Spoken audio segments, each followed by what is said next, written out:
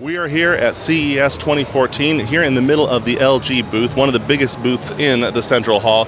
We are surrounded by 4K TVs, web OS, cell phones, washers, dryers, madness, dust-killing, self-moving vacuums. This is going to be awesome. We want to bring it all to you. We just introduced this phone here at CES 2014 at the press conference. It's the world's first curved and flexible smartphone. So you can see it's got that nice curved design right there. The rear keys on the back with your volume up and down, and your power button as well, similar to the G2.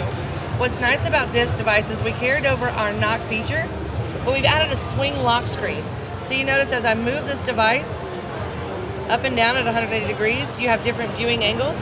So if I unlock from the water, it gives me a water view, or if I unlock from the top, I get the eclipse. But what's really unique about this lock screen is that I can slide this open and take myself right into the quick theater. That gives me immediate access to my photos, my videos, and my YouTube. So it is a curved OLED display. So it's very similar to our OLED displays here that we have on the showroom floor. But you get a really immersive viewing experience. The viewing angles are great. So for the camera, I'm going to go ahead and turn it a little bit so that you can still see those viewing angles are still nice and clear. But what's nice about the curved design is that it reduces the glare. So typically when you're watching a movie on a flat handset, you get a lot of the glare from what's behind you or above you. You're not going to have that issue with the curved design. That is a beautiful screen. Isn't that beautiful? Mm-hmm. So one of the other advantages of this device is because of the curve, I'm going to have to come down a little bit. When you're holding the phone in your hand, you can see that it naturally curves and contours towards your face. So you also have the rear button keys here, so it's very comfortable and easy to use. So that was just one of the reasons behind the design.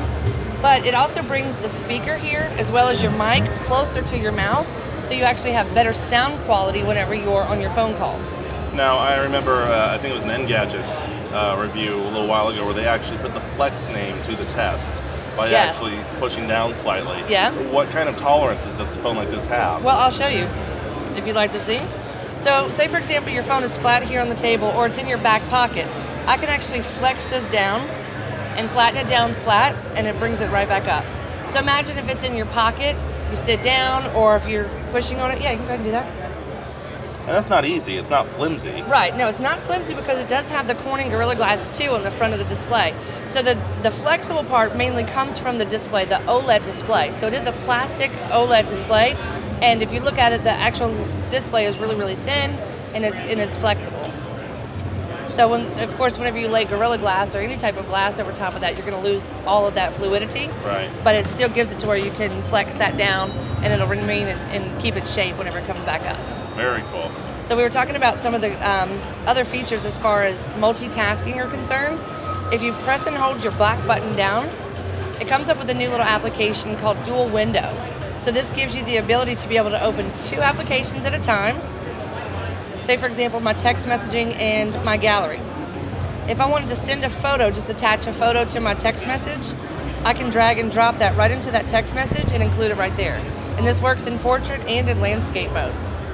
So because we're using that 2.26 gigahertz quad-core processor from Qualcomm, multitasking is not a problem on this. So you have these 2 windows going right now, but I can also add in Q-Slide applications, which you might be familiar with from our G2 line. So if I want to add in a calculator, I have to do some quick calculations. I can take that, throw that right on top of those 2 windows. And then we're going to just keep going. I'm going to add a file manager so you can have 2 extra files on top of this. As you can see, you can move these around the display. If I rotate it around, they come with me.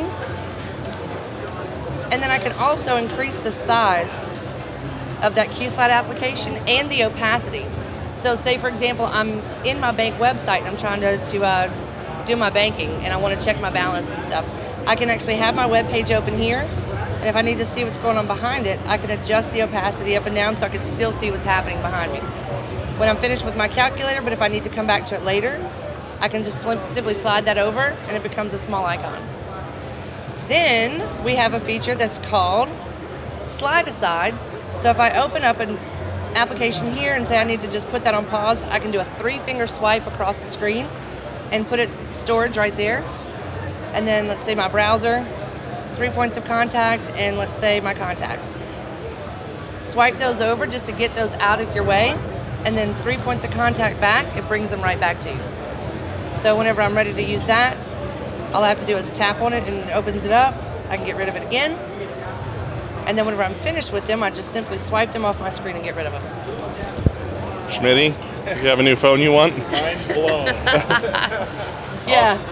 All Weren't right. expecting all that, were you? No, I was not. Thank you very much. That is quite cool. You're welcome. You're welcome. So I hope you enjoy it. I hope you go and get them.